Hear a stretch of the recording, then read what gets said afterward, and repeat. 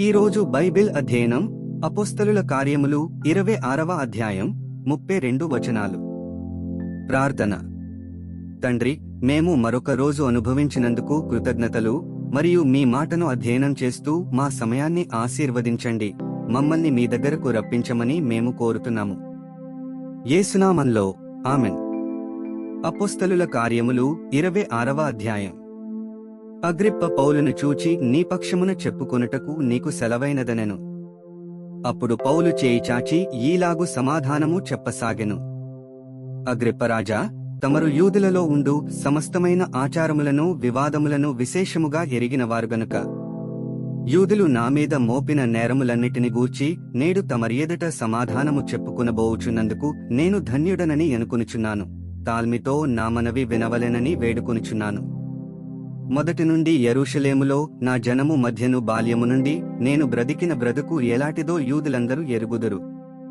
వారు మొదటి నుండి నన్ను ఎరిగినవారు గనుక సాక్ష్యమిచ్చుటకు వారికిష్టమైతే నేను మన మతములోని బహునిష్టగల తెగను అనుసరించి పరిసయ్యుడనుగా ప్రవర్తించినట్లు చెప్పగలరు. ఇప్పుడైతే దేవుడు మన పితరులకు చేసిన వాగ్దానము విషయమైన నిరీక్షణను గూర్చి నేను విమర్శింపబడుటకు నిలిచియున్నాను. మన 12 గోత్రములవారు ఎడతెగక దివారాత్రులు దేవుని సేవించుచు ఆ వాగ్దానము పొందుదుమని నిరీక్షించుచున్నారు. ఓ రాజా, ఈ నిరీక్షణ విషయమే యూదులు నా మీద నేరము మోపియున్నారు. దేవుడు మృతులను లేపునను సంగతి నమ్మతగనిదని మీరెలా ఎంచుచున్నారు? నజరేయుడైన యేసు నామమునకు విరోధముగా అనేక కార్యములు చేయవలెనని నేననుకొంటిని. యెరూషలేములో నేనాలాగు చేసితిని. నేను ప్రధాన యాజకుల వలన అధికారము పొంది పరిశుద్ధులను అనేకులను చెరసాలలో వేసి వారిని చంపినప్పుడు సమ్మతించితిని. అనేక పర్యాయములు సమాజ మందిరములన్నిటిలో వారిని దండించి వారు దేవదూషణ చేయనట్లు బలవంతపెట్టచూచితిని. మరియు వారిమీద మిక్కిలి క్రోధముగలవాడనే ఇతర పట్టణములకును వెళ్లి వారిని హింసించుచుంటిని. అందునిమిత్తము నేను ప్రధాన యాజకుల చేత అధికారమును ఆజ్ఞయు పొంది దమస్కునకు పోవుచుండగా, రాజా, మధ్యాహ్నమందు నా చుట్టూను నాతో కూడా వచ్చిన వారి చుట్టూను ఆకాశము నుండి సూర్య తేజస్సు కంటే మిక్కిలి ప్రకాశమానమైన యొక్క వెలుగు త్రోవలో ప్రకాశించుట చూచితిని. మేమందరమును నేలపడినప్పుడు సౌలా సౌలా, నన్నెందుకు హింసించుచున్నావు? మునికోలలకు ఎదురు తన్నుట నీకు కష్టమని హెబ్రీ భాషలో ఒక స్వరము నాతో పలుకుట వింటిని. అప్పుడు నేను, ప్రభువా, నీవు ఎవడవనడుగగా, ప్రభువు, నేను నీవు హింసించుచున్న యేసును. నీవు నన్ను చూచియున్న సంగతిని గూర్చియు నేను నీకు కనబడబోవు సంగతిని గూర్చియు నిన్ను పరిచారకునిగాను సాక్షినిగాను నియమించుటకై కనబడియున్నాను. నీవు లేచి నీ పాదములు మోపి నిలువుము. నేను ఈ ప్రజల వలనను అన్యజనుల వలనను హాని కలుగకుండా నిన్ను కాపాడెదను. వారు చీకటిలో నుండి వెలుగులోనికిని సాతాను అధికారము నుండి దేవుని వైపుకును తిరిగి నా యందలి విశ్వాసము చేత పాపక్షమాపణను పరిశుద్ధపరచబడిన వారిలో స్వాస్థ్యమును పొందినట్లు వారి కన్నులు తెరచుటకై నేను నిన్ను వారి యొద్దకు పంపెదనని చెప్పెను.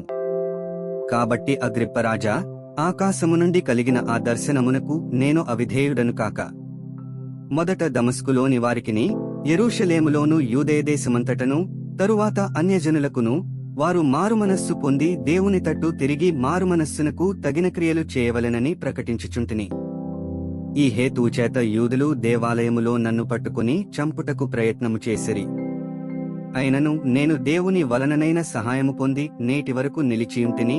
క్రీస్తు శ్రమపడి మృతుల పునరుద్ధానము పొందువారిలో మొదటి వాడగుట చేత ఈ ప్రజలకును అన్యజనులకును వెలుగు ప్రచురింపబోవునని ప్రవక్తలను మోషేయు ముందుగా చెప్పినవి కాక మరి ఏమీయు చెప్పక అల్పులకును ఘనులకును సాక్ష్యమిచ్చుచుంటిని.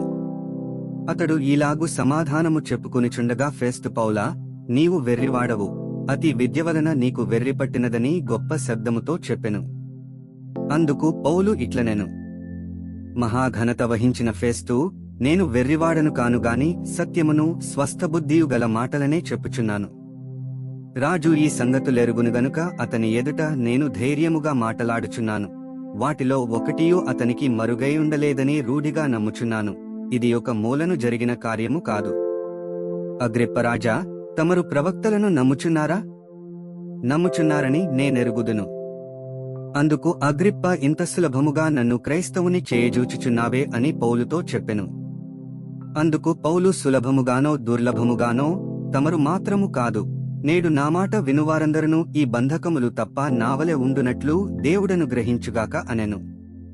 అంతట రాజును అధిపతియు బెర్నీకేయు వారితో కూడా కూర్చుండిన వారును లేచి అవతలకు పోయి, ఈ మనుష్యుడు మరణమునకైనను బంధకములకైనను తగినదేమియు చేయలేదని తమలో తాము మాటలాడుకొనిరి. అందుకు అగ్రిప్ప, ఈ మనుష్యుడు కైసరు ఎదుట చెప్పుకొందునని అననేడల ఇతనిని విడుదల చేయవచ్చునని ఫెస్తుతో చెప్పెను. 32 వచనాలు చదివియున్నాము.